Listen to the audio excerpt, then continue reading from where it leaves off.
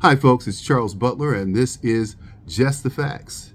It's June 16th, 2023, and we had a hectic week. It's Friday, and it's been interesting in that President Trump, who you know I supported before he came down the steps, was indicted on 13 counts of, uh, of charges. It's just amazing. It's a disgrace to the American justice system. It's a disgrace to the American people that liberals, who probably constitute about 20% of the U.S. population, think that they should dictate how this country runs, and they know what's best for us, according to Nancy Pelosi. I don't know about you all, but I am tired of Democrats. I'm tired of liberals. I'm tired of the LGBT community. I'm tired of all these people who want attention, who want specialty, and who want to change America. See, I like America with all of her blemishes, all of her bumps, all of her bruises, all of her pimples. I love America. I know that my life may have been easier in other places, but I would have never had the opportunities that I had here in America. You know, we used to joke about it in the Navy that we were coming back.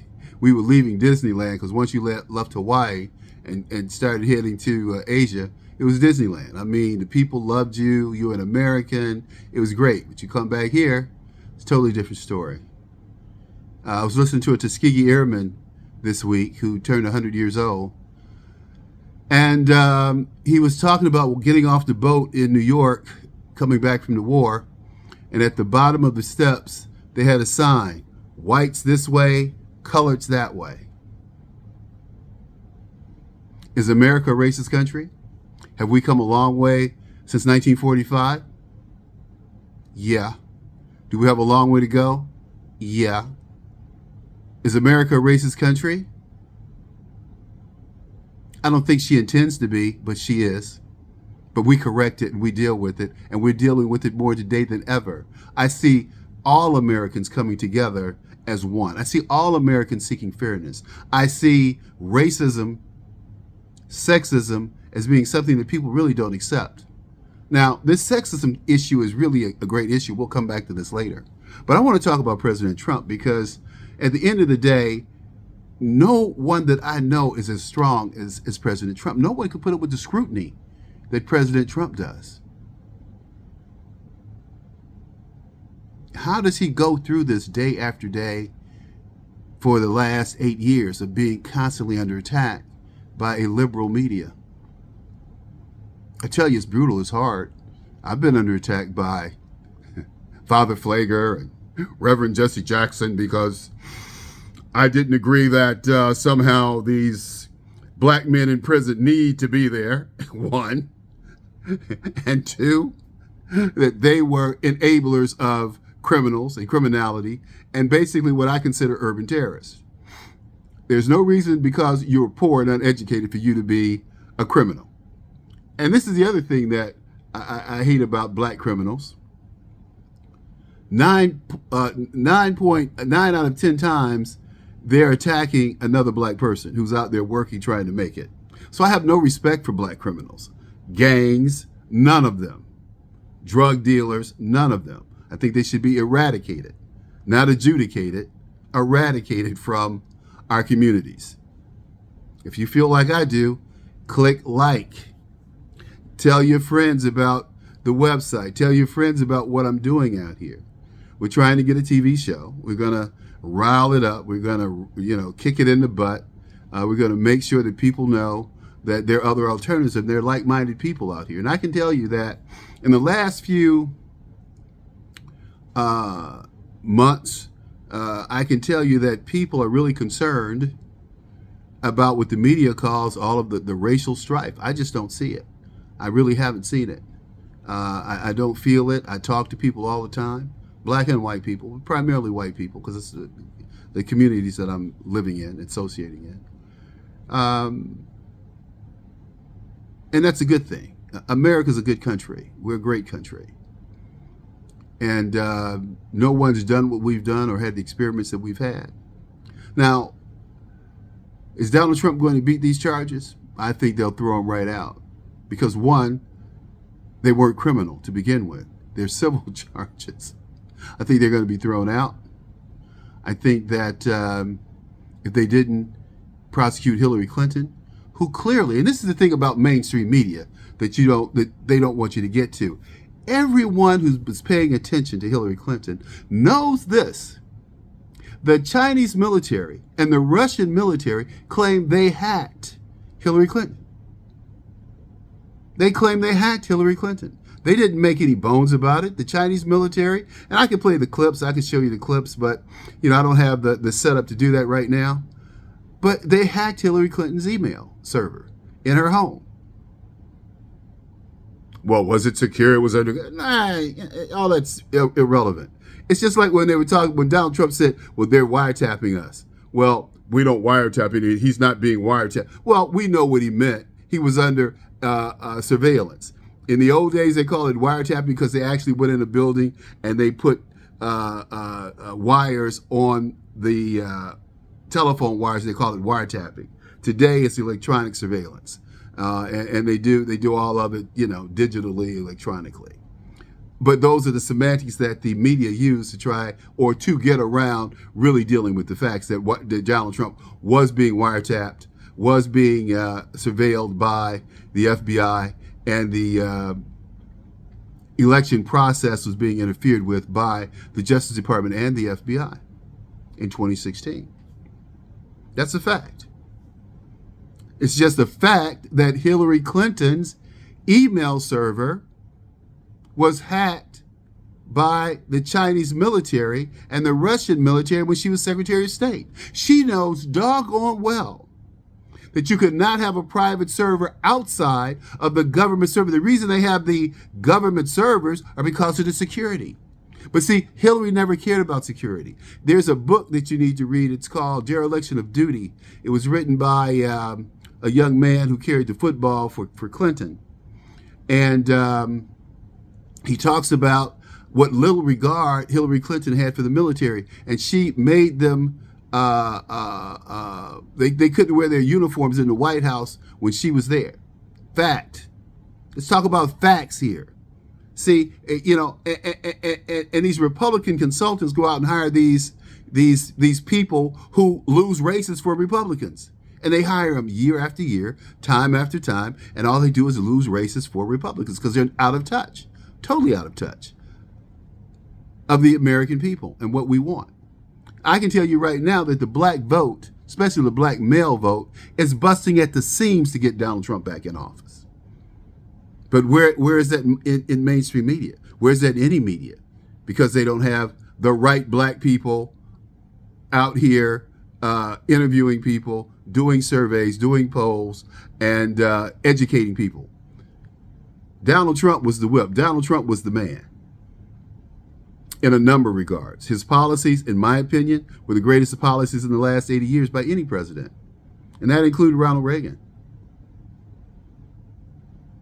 I hope that Donald Trump is able to get back in office and straighten this country out.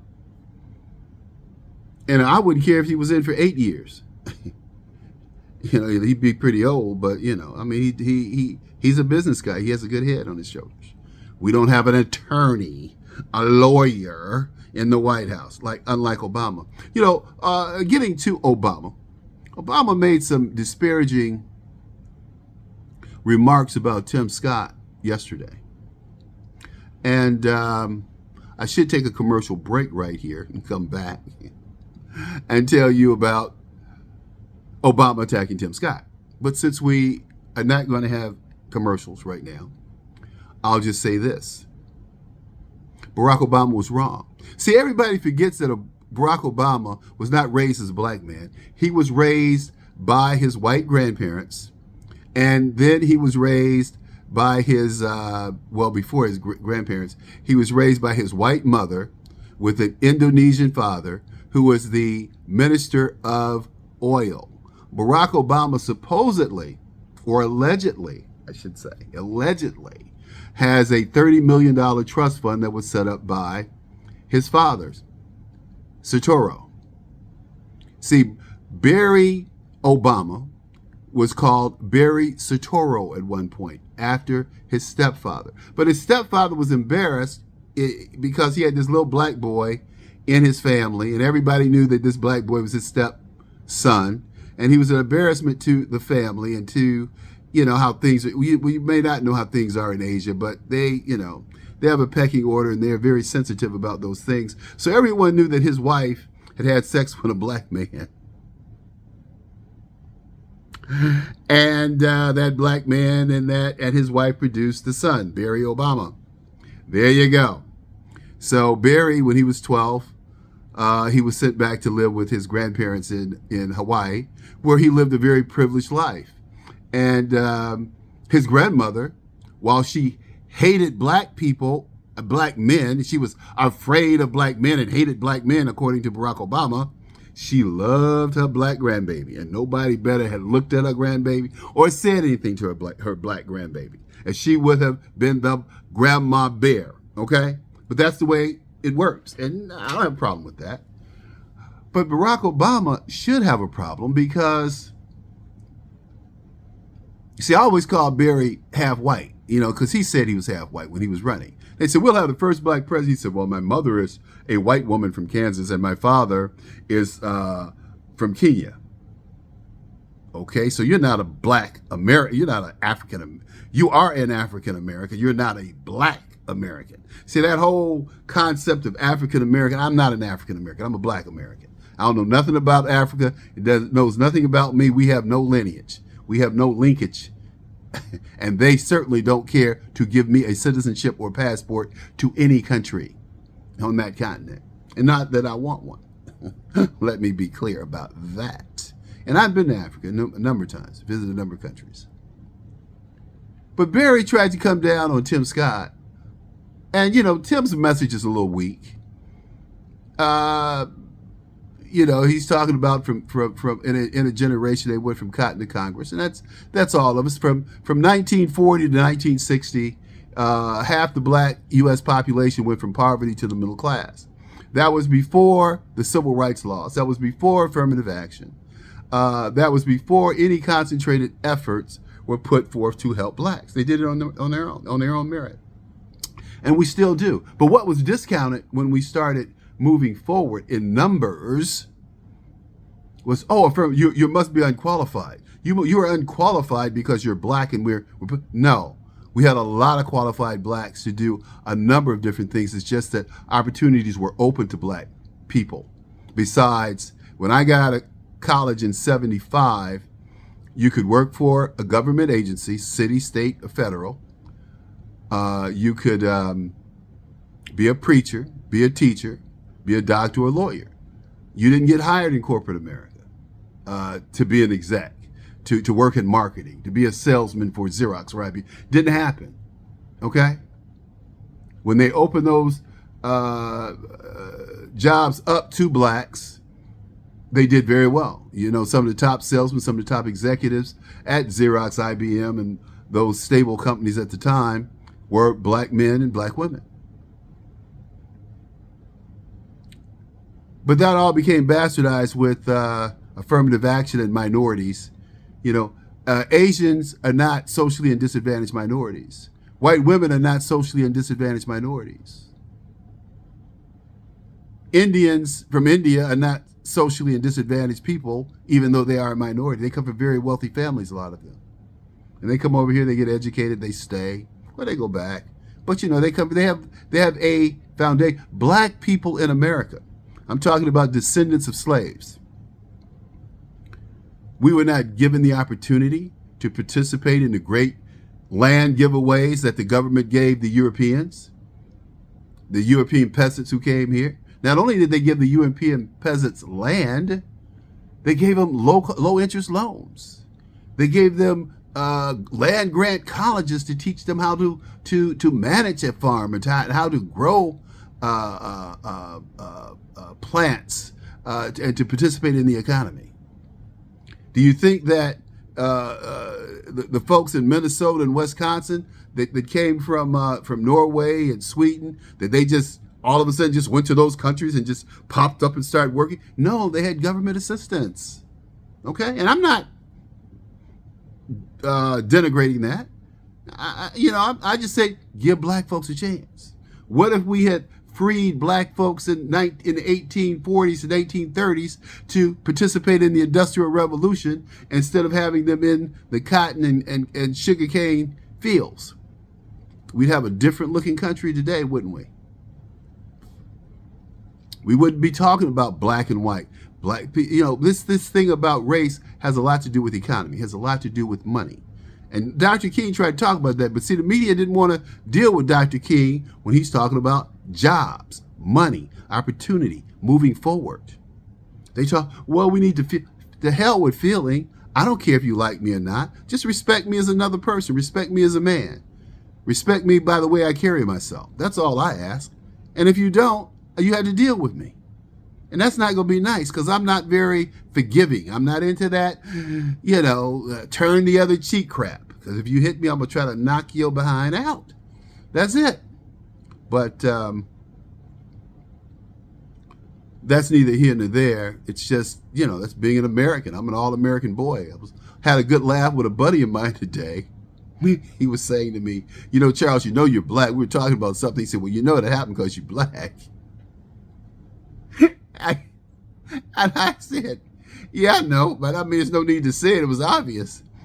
And so I was telling him that, a lot of my buddies from high school, college, and people I used to work with, some of my best friends, they'd always say, Charles, you're really a reverse Oreo. You're black on the outside and white on the inside. And that's because of my thinking, my mannerisms, my approach to life. But I don't know any other way to do it if that's white. It's just the right way. All of my friends are the same way. Black, white, Hispanic. We are all, kind of wired the same way. We think the same way. We have the same morals and values. We believe in helping people. I went to a Scientology meeting this week. This was an interesting week for me. It was beautiful. It was beautiful because they talked about just humanity, helping people, all the things that I believe in. All their 21 precepts are things that I practice all the time because I believe in them. I was raised that way. But enough of that. Let's switch and talk about the transgender issue. Well, it cost Bud Light the #1 position in the beer market. That goes to Modelo, which I just started drinking. I love Modelo. Love it to death. Modelo. Let's see. So,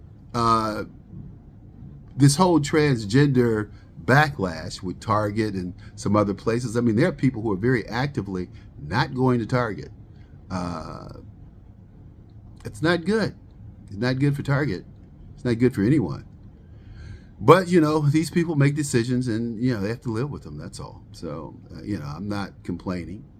But they've gone too far. And there should not be drag shows that children are exposed to and that the taxpayer has to pay for it. What is wrong with these people? Exposing these children to sex. Why all the emphasis on sex all of a sudden? Well, what's your gender? How do you know what your gender is? How does a 8-year-old boy, 8-year-old girl, 12-year-old girl know anything about sex? Who have they kissed? Who have they had intercourse with? They haven't. We need to leave these children alone. And gender dysfunction children generally grow out of it by the time they're 18, 19 years old. That's what the statistics say. That's what the facts say. Dr. McHugh, Professor Emeritus at Johns Hopkins, said that transgenderism is a mental illness, and he's absolutely right. It is a mental illness. People need some mental help. I'm not interested in talking to these people. I don't care what their problems are. I'm not interested in how they have sex. I don't care. I just don't want to be bothered with them. It has nothing to do with any phobia. I don't want to be bothered with a drug addict. I don't want to be bothered with a drunk. So, but I find it very interesting now that women are, well, we can't do what men do. Well, ever since Billie Jean King beat that old man, Bobby Riggs, The women had been hollering, "Oh, we're equal. We can do what the men can do. We can play against the men." Well, a number of women in sports said, "No, we can't play against the men." Chrissy Everett was the first. She said, "Oh, no, no, no. We can't play. Women tennis players can't play against men pro tennis players. They're not strong enough."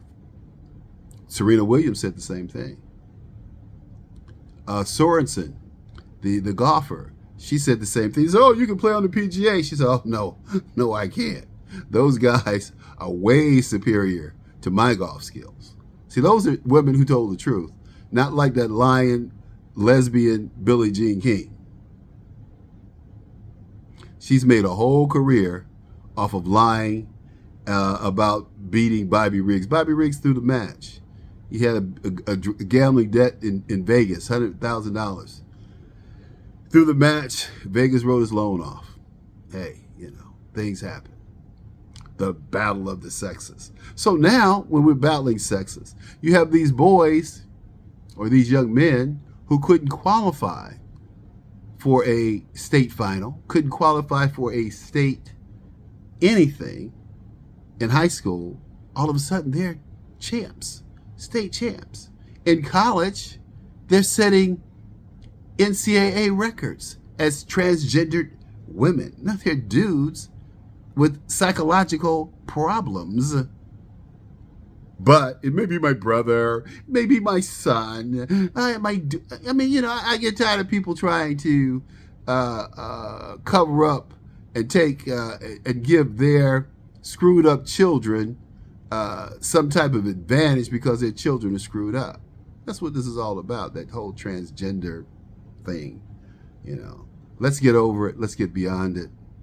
Let's pray for Donald Trump.